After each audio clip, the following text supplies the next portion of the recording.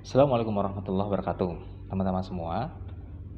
Jim Collins dalam bukunya yang berjudul Go to Great menjelaskan tentang level kepemimpinan. Jadi beliau mencatat paling tidak sih ada 5 level kepemimpinan ya. Yang pertama itu yang disebut dengan highly capable individual, terus yang kedua beliau sebut dengan contributing team member, yang ketiga beliau sebut dengan competent manager, kemudian dilanjutkan dengan level yang keempat yaitu effective leader, dan kemudian yang kelima adalah level 5, jadi pemimpin level 5 begitu. Level ini bisa kita maknai dengan pentahapan ya. Jadi kita yang misalnya baru berada di level yang pertama, maka kita harus meningkatkan kemampuan kita agar kita bisa mencapai level 2, 3, 4 dan seterusnya begitu. Nah, tetapi di sisi yang lain, pentahapan ini atau level-level ini bisa kita maknai dengan pembagian peran.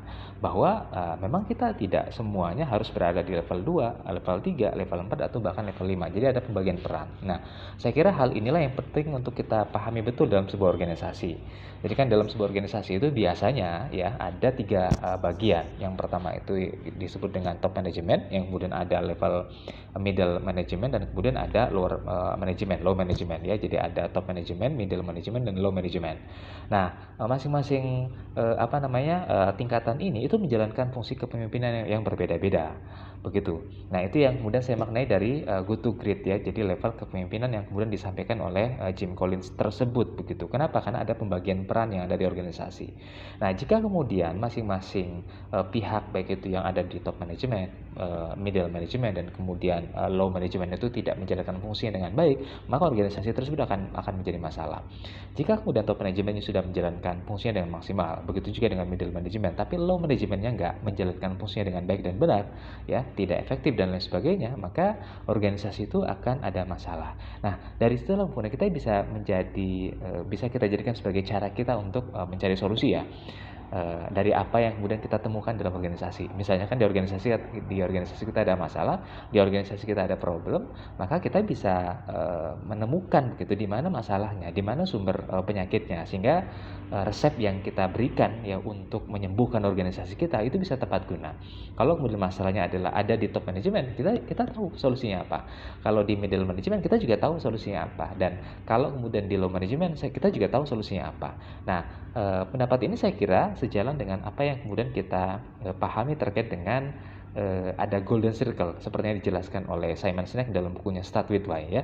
Jadi beliau mengatakan bahwa ada 3 circle. Yang pertama itu kemudian ada circle disebut dengan circle what, yang kedua disebut dengan circle how, dan yang ketiga adalah circle why. Saya kira ini masih ada hubungannya dan sangat nyambung dengan apa yang tadi saya jelaskan di awal. Nah, circle what ini adalah mereka yang bekerja ya. Kalau dalam dunia organisasi, mereka yang berada di dalam circle what ini adalah mereka yang bekerja sesuai dengan spesialisasi dan kapasitas masing-masing, ya kan? Jadi mereka yang bekerja berkontribusi dalam sebuah tim sesuai dengan kapasitas, sesuai dengan kepakaran mereka masing-masing.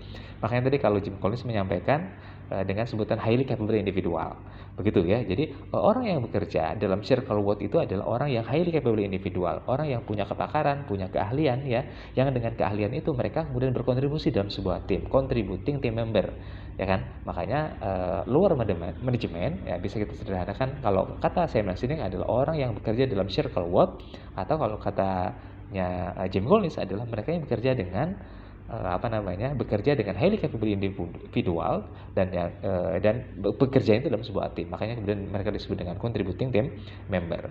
Nah, kalau manajemen middle management beda lagi. Kalau middle management itu adalah orang yang bekerja dengan how, orang yang bekerja dengan bagaimana. Jadi how do you do what you do, how do you do what you do begitu. Jadi bagaimana kemudian mereka mengoperasionalkan begitu ya, melakukan fungsi-fungsi manajerial. Karena itu kemudian kalau di Jim Collins di dalam Go to Great itu beliau menyebutnya dengan competent manager, ya kan? Disebut dengan manager. Jadi orang yang kemudian menjalankan fungsi-fungsi manajer. Nah, bagaimana cara agar bisa maksimal ya? Tentu ada 4 hal ya, yang 4 atau 5 hal yang sering sekali kita dengar. Yang pertama ada planning, yang kedua ada organizing, outsourcing, controlling, dan juga kemudian evaluasi. Jadi ada 1 2 3 4, ada 5 fungsi yang bisa kita jalankan ya bagi middle management. Nah, sedangkan bagi mereka yang berada di top management ya, yang paling atas begitu, yang kemudian biasa kita sebut dengan pemimpin ya, walaupun sebenarnya tidak tepat juga ya. Makanya kan dalam dunia organisasi itu kan ada 3 ya, ada leader, ada manager, dan ada worker atau member begitu. Walaupun memang tidak secara umum tidak tepat juga ya, karena kan leader itu kan bisa di mana saja.